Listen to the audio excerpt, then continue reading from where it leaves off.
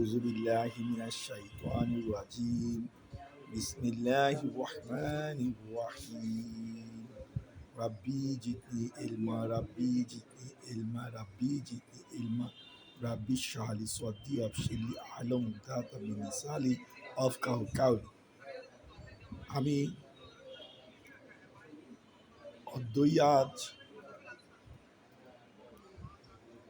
রোজ বৃহস্পতিবার সকাল 12 ঘটিকায় আমার ফেসবুক পেজে উপস্থিত হয়েছি। আমি বাংলাদেশ মুক্ত গণতন্ত্র দলের চেয়ারম্যান। বাংলাদেশ মুক্ত গণতন্ত্রের পক্ষ থেকে একটি রাজনৈতিক বিশ্লেষণমূলক বর্ণনা জাতির উদ্দেশ্যে প্রস্তাবনা করার জন্য। আমার প্রস্তাবনা হলো, আমরা শিশু থেকে, মাতৃকোল থেকে, মায়ের ভাষা থেকে প্রাতিষ্ঠানিকভাবে শিক্ষা অর্জন করেছি। আজ আমরা একটি জনগণ থেকে জনতায় রূপান্তর হয়েছি, নাগরিক থেকে সচেতন নাগরিকে রূপান্তর হয়েছি। তাই আমরা এই রাষ্ট্রের জন্য একটি বিষয়, আমাদের কাউকেই অপেক্ষা করে রাষ্ট্রে একটি কিছু ঘটানো যাবে না। কারণ আমরা বাংলাদেশের পক্ষ থেকে নাগরিক অধিকারে বাংলাদেশের গণতন্ত্র ভারসাম্য রক্ষাকারী প্রাণীর মতো। প্রকৃতির ভারসাম্য যেমন প্রাণী রক্ষা করে, তাদের পৃষ্ঠদেশে তাদের অন্তরে বক্ষে শক্তি, প্রকৃতি, প্রযুক্তি ধারণ করে বন্যা, মহামারী, দুর্যোগ থেকে দেশকে, পৃথিবীকে রক্ষা করে, তদ্রূপ আমাদের দায়িত্ব এসে গেছে বাংলাদেশকে রক্ষা করার, বাংলাদেশের গণতন্ত্রকে রক্ষা করা। তাই আমাদের অপেক্ষা করে কোনো কিছুই করা সম্ভব হবে না। তাই আমরা উপস্থিত হয়ে গেছি আজকের বিষয় সমালোচনাপূর্বক একটি বিশ্লেষণমূলক আলোচনা পর্বে। আজকের সমালোচনামূলক একটি বিশ্লেষণমূলক পর্ব হলো যে আমাদের তত্ত্বাবধায়ক সরকার ব্যবস্থা। তত্ত্বাবধায়ক সরকার ব্যবস্থা হলো একটি নির্বাচিত সরকার, তার মেয়াদ পূর্তির 3 মাস পূর্বে সে অপসারণ হবে। তার দায়িত্ব 3 মাসের জন্য তত্ত্বাবধায়ক সরকারকে দিবে। তত্ত্বাবধায়ক সরকার শুধু একটি সুষ্ঠু নিরপেক্ষ নির্বাচন প্রদান করবে, আর সেই নির্বাচনে দলগুলো যে যার মতো নির্বাচিত হয়ে আবার একটি সরকার গঠন করবে। যদি এমন একটি সময় আসে দেশে অরাজকতা, ক্লহ, নেসেসিটি অব দ্য ডক্ট্রিন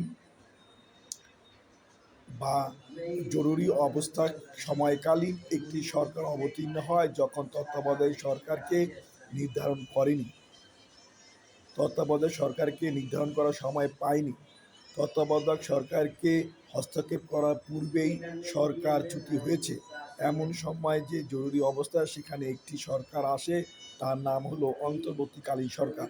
তারও সময় সর্বোচ্চ 3 মাস। এই 3 মাসের মধ্যে তিনি শুধু একটি নির্বাচনই দান করবেন।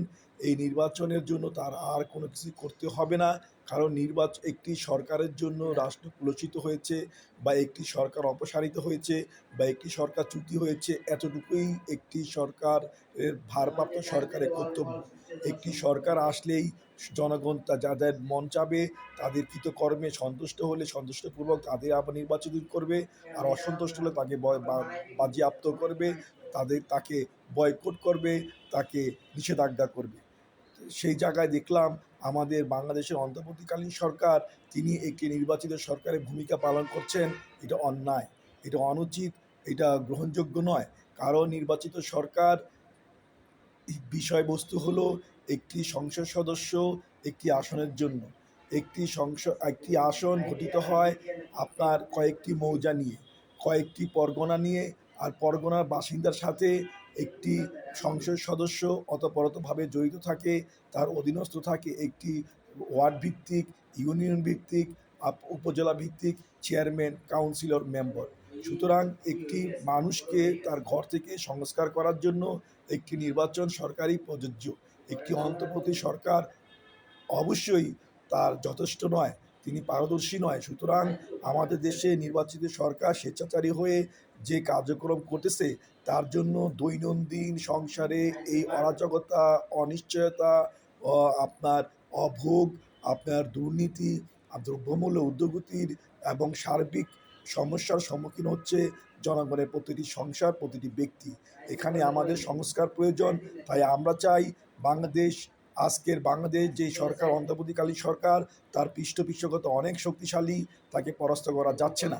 সুতরাং দলীয়ভাবে যেহেতু তাকে পরাস্ত করা যাচ্ছে না, ব্যক্তিগতভাবে পরাস্ত করা যাচ্ছে না, বিভিন্নভাবে তাকে বলে শুনে শোনানো যাচ্ছে না, সে বধির হয়ে গেছে, সে অন্ধ হয়ে গেছে। তাই তাকে যে কোনোভাবে অপসারণ করার জন্য একটি যোগ্যতম ব্যবস্থা আমাদের বের করতে হবে। আর সেই যোগ্যতম ব্যবস্থা হলো বাংলাদেশের সামরিক শাসন সরকার জারি। বাংলাদেশ সামরিক শাসন সরকার জারি হইলেই জনগণের কল্যাণ হবে আর জনগণ মুক্তি পাবে। তাই আমরা বাংলাদেশের সামরিক শাসন সরকারের সম্বন্ধে যে অপব্যাখ্যা রাজনৈতিক দলগুলো প্রতিস্থাপন করেছে, সেখানে আমরা সংস্কার করে একটি নামকরণ করেছি ডেমোক্রেসি মার্শাল ল গভর্নমেন্ট, অর্থাৎ গণতান্ত্রিক সামরিক শাসন সরকার। জনগণের গণতন্ত্র যোগ সামরিক শাসন সরকার সমান সমান গণতান্ত্রিক সামরিক শাসন সরকারই আজকের প্রেক্ষাপটে, জনগণের কল্যাণের জন্য, রাষ্ট্রের কল্যাণের জন্য প্রয়োজনীয় সরকার। সুতরাং আমরা চাই আমাদের দেশে একটি অন্তত 10 বছরের জন্য হলো একটি সামরিক সরকার প্রতিষ্ঠিত হোক। এই বলে আমি আজকে আমার রাজনৈতিক বিশ্লেষণমূলক বক্তব্য শেষ করছি। খোদা হাফেজ। বাংলাদেশ মুক্ত গণতন্ত্র দল, সত্য সুন্দর সভ্যতা জয় হোক।